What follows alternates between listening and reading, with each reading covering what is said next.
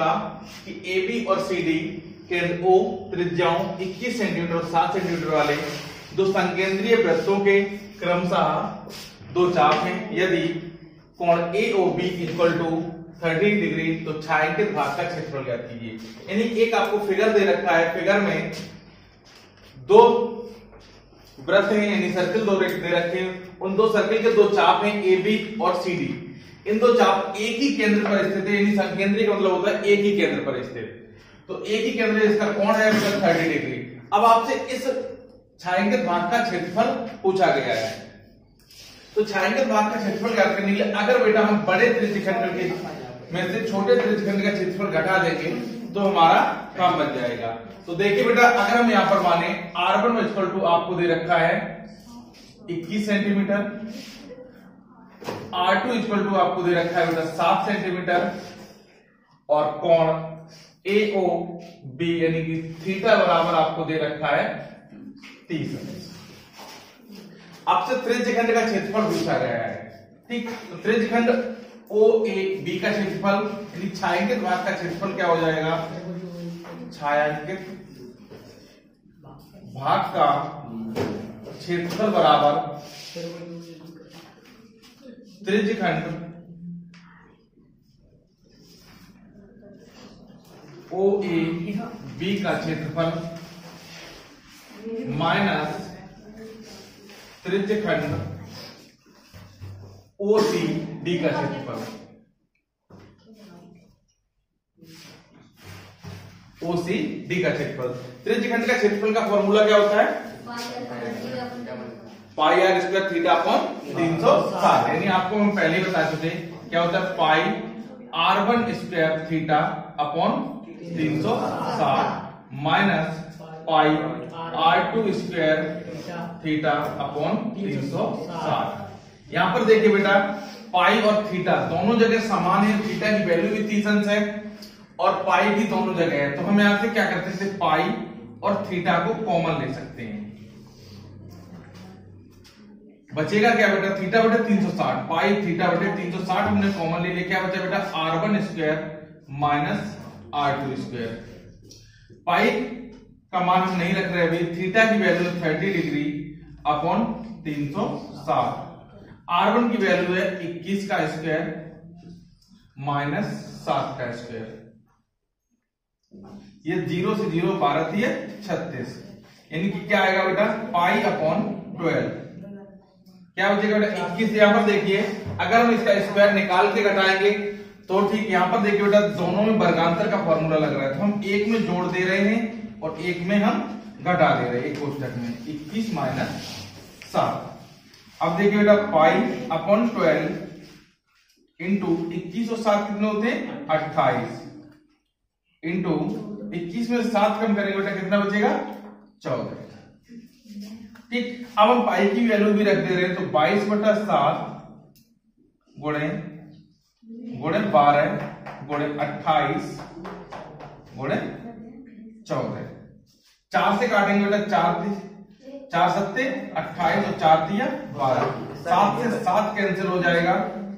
अब क्या बचा, अब देखिए बेटा 22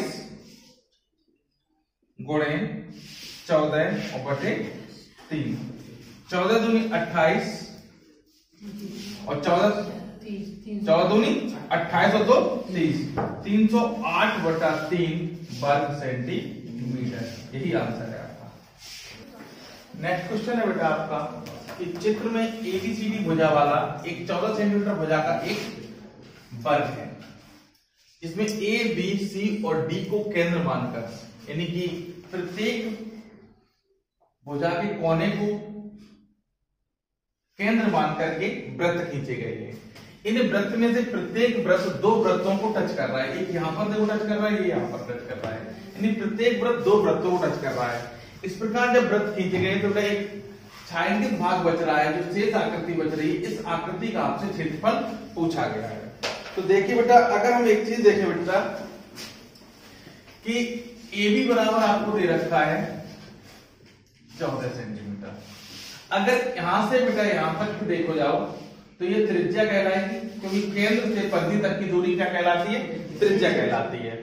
और यहां से बी से इस पॉइंट को टच कर रहा है, तो बेटा ये भी इसकी त्रिज्या होगी। तो एक तरीके से बेटा इसकी त्रिज्या और इसकी त्रिज्या दोनों आपस में बराबर हैं, तो दोनों जब बराबर हैं तो बेटा वृत्त यानी सर्कल, वृत्त की त्रिज्या क्या हो जाएगी 14/2 बराबर 7 सेंटीमीटर। अब हमसे देखिए बेटा सभी वृत्तों के लिए होगा। अब एक चतुर्थांश बन रहा है, ये थीटा कितना हो जाएगा बेटा 90 डिग्री का हो जाता है। ये 1/4 भाग होता है, पूरा भाग आपका 360 डिग्री का होता है, 360 डिग्री का होता है पूरा। और ये एक भाग 1/4 है, और जब 1/4 तो बेटा थीटा इक्वल टू हो जाएगा 360/4 इक्वल टू 90 डिग्री, क्योंकि 1/4 भाग है ये, तो ये 90 डिग्री का हो जाएगा। अब देखिए बेटा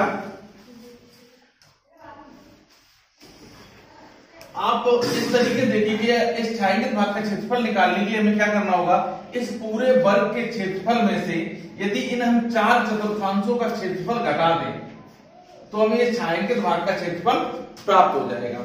तो हम यहां पर लिखेंगे बेटा, देखिए छायांकित भाग का क्षेत्रफल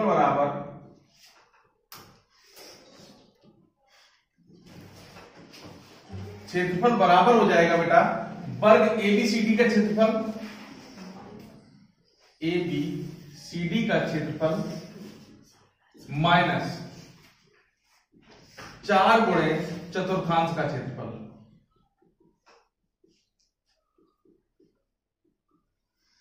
चार गुणे चतुर्थांश का क्षेत्रफल, यानी चतुर्थांश आपके 4 ही है, 1 2 3 और 4।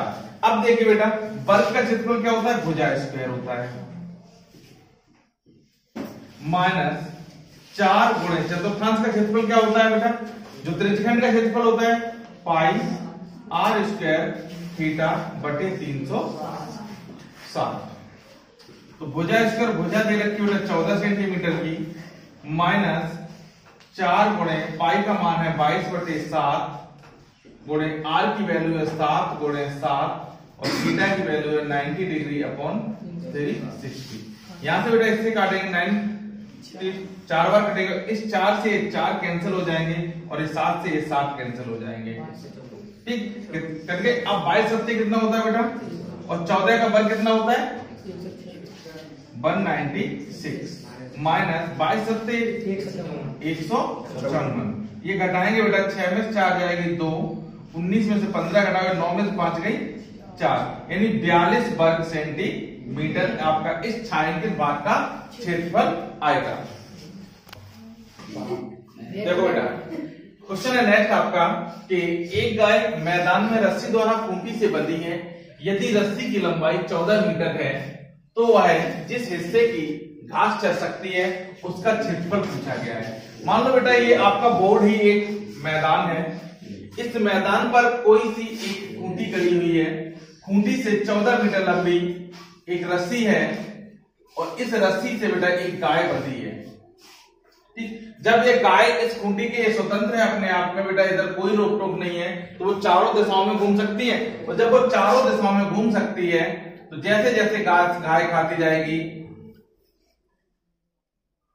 इस तरीके से एक वृत्त का निर्माण हो जाएगा और वो इतने एरिया की पूरे एरिया की आपकी घास को चर सकती है। तो हमें इसी वृत्त का एरिया फाइंड करना है। तो बेटा गाय घास चर सकती है बराबर गाय द्वारा गाय के घास खाने से बने वृत्त के क्षेत्रफल के बराबर, वृत्त यानी सर्किल का क्षेत्रफल। यहां पर बेटा जो r हो जाएगी वो r बराबर क्या हो जाएगी, रस्सी की लंबाई, रस्सी की लंबाई कितनी 14 मीटर, और वृत्त का क्षेत्रफल बेटा क्या होता है पाई r स्क्वायर, क्या होता है पाई r स्क्वायर।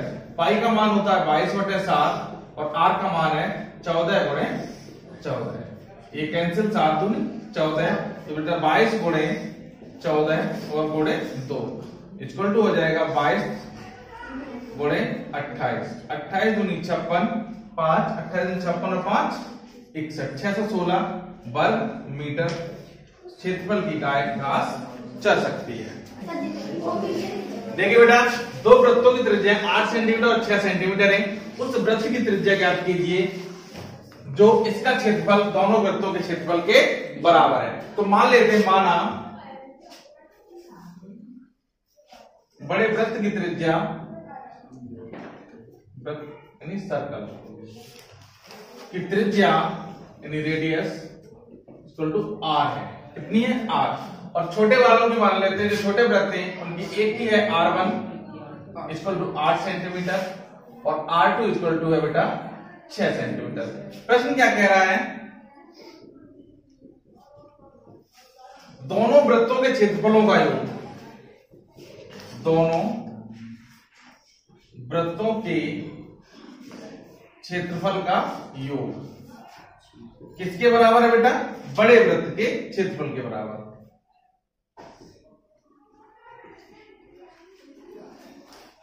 तो बेटा क्या हो जाएगा? Pi r1 square plus pi r2 square equal to pi r square. यहां से बेटा पाई हम कॉमन ले लेंगे, क्या हो जाएगा? r1 square plus r2 square equal to pi r square. Pi से पाई कैंसिल हो जाएगा। r1 की वैल्यू है बेटा कितनी? 8 का स्क्वायर प्लस 6 का square equal to r square. यह आएगा बेटा 64 plus 36 equal to r square और r इक्वल टू आ जाएगा रूट के अंदर 100। ठीक, तो r इक्वल टू आएगा कितना? 10 सेंटीमीटर। ठीक, देखिए बेटा, एक 20 सेंटीमीटर लंबा एक तार है, जिस तार को वृत्त के चाप के रूप में मोड़ा गया है, जो केंद्र पर 60 अंश का कोण अंतरित करता है और वृत्त की त्रिज्या ज्ञात करनी है। मान लीजिए बेटा, सबसे पहले कोई एक इस तरीके से एक तार है जिसकी लंबाई दे रखी है हमें 20 सेंटीमीटर, ए भी बराबर दे रखा है 20 सेंटीमीटर।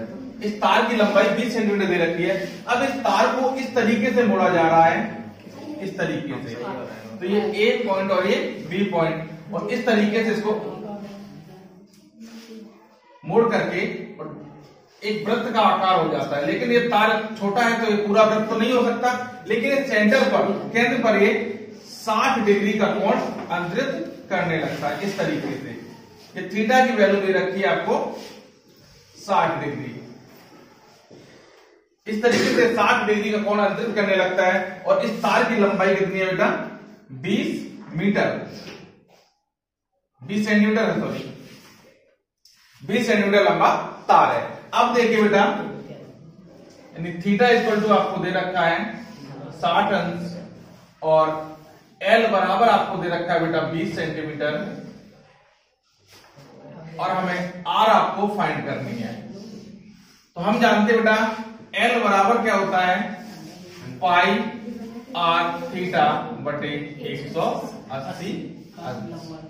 एल का मान दे रखा है बेटा 20, पाई का मान होता है 22 बटा 7, आर का मान हमें पता नहीं है, थीटा का मान है 60 बटे 180। इसे बेटा काटेंगे तो ये हो जाएगा 6 3 जा 18, तो 20 गुणे 7 गुणे 3 बराबर 22 आर। आर इक्वल टू यहां से हो जाएगा बेटा 20 गुणे 7 गुणे 3 बटे 22। ये काट दो बेटा,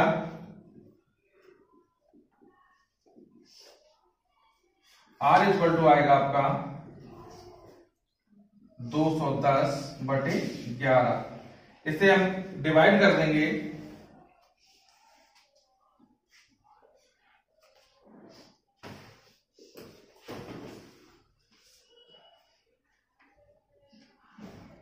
उन्नीस 19.9 सेंटीमीटर लगभग। ठीक, आर की वैल्यू आपकी क्या निकल के आई? 19.9 सेंटीमीटर।